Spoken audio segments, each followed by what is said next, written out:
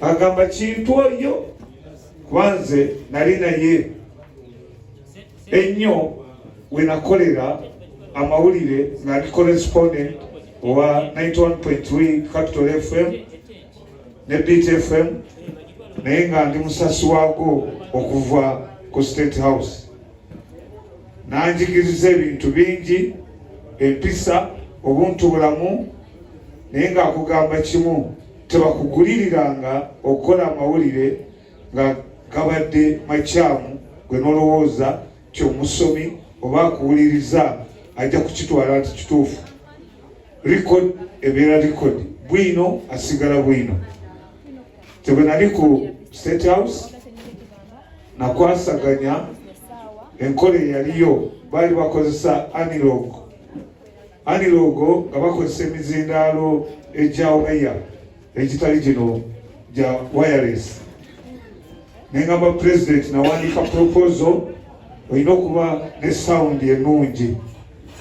Tamale nangamba kyomugambye ekituufu era president yanzikiriza netutandikawo sound system.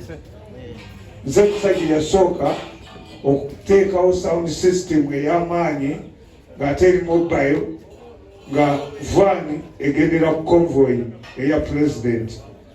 Naye nga buli kiseera Tamale anzize ebbali nagamba oli muganda wange, omulimu gwe tukola si mwangu, beera mugumiikiriza, ekyakuleese si kusaba ssente. Nga waliwo abantu abaŋŋamba buli lw'oteekawo akazindaalo wa muzeeyi musabe ssente. Tamale yakiŋŋamba, yakiŋŋaana era nagaana. Nali ndi awo ng'amaze okukola emirimu gyange, ndi waka mu 2007 nga basomye lisiti y'aba RDC. Ne bampa obwa RDC epalisa.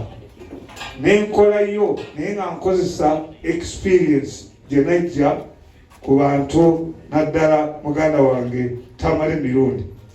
Era bw'ogenda epalisa wano baba waliwo omugwere ali kuza epalisa asobola kutumulya nakobera abantu ekiki kyenakolere epalisa.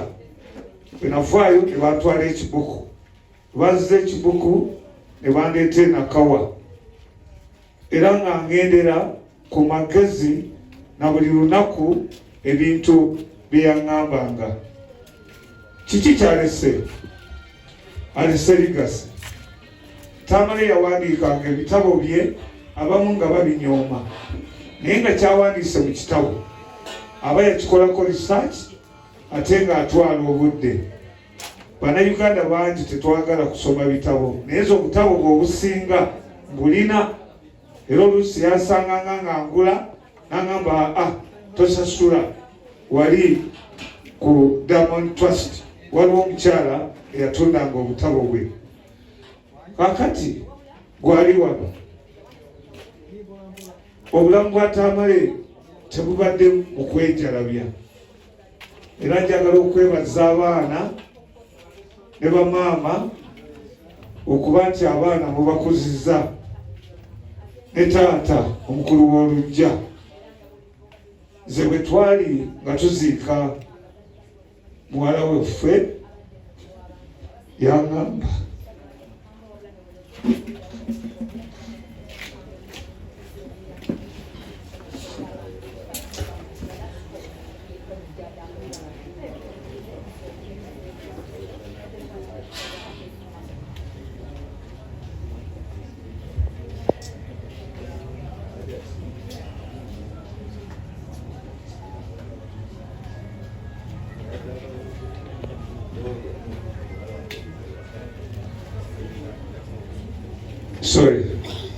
yaŋŋamba nti olabawo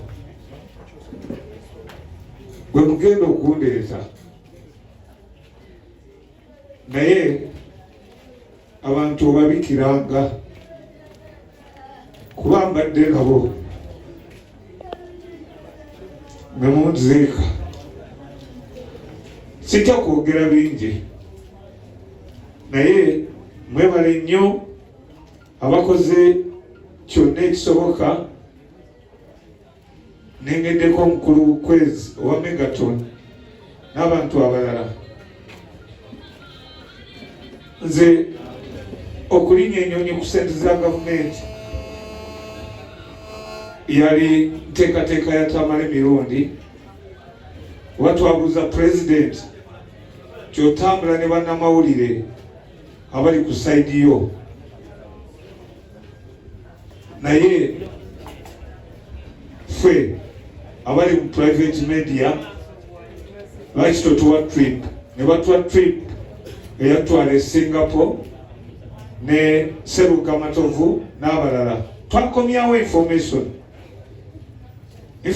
yali nyingi nga Singapore Housing Development Corporation twatunda Uganda nga tubabuulira nga bwe tulina ekizibu ky'okulwanyisa siriimu naye nga tukozeeko, twayogera era ne batubuulira nti ekibuga Singapore bakoopa design eya Jinja. Otuuka e Singapore nga bw'olaba enguudo ez'ejjinja eno gye baazikoompa. Ebiseera ebyo twalina engineer Dikusooka yakola design eyo. Ate Uganda GDP yaffe mu 1962 twali tusinga Singapore obugagga. Naye ekyo nkyebaliza Mukama. Nze ebiseera ebisinga bwe mbadde ntuula naye aŋŋamba jjangu tutuule ffenna olye ku kyendiddeko. Era nga bwe mukubira essimu agamba ngenda kuddamu nkukubire. Era yambudaabuda nze mukyala wange bwe yanvaako mu 2009 tekiba kyangu. Nenkuza muwala waffe n'amala okusoma, era omwana oyo yali agenze Botswana, kati yakomawo wano alina emirimu gy'akola.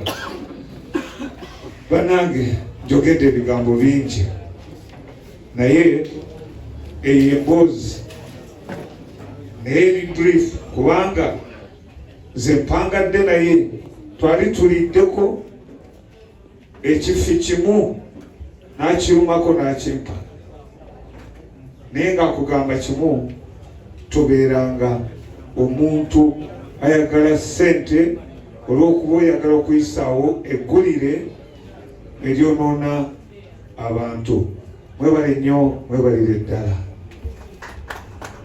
Mwebale nnyo former RDC era munnamawulire omugundiivu ow'erinnya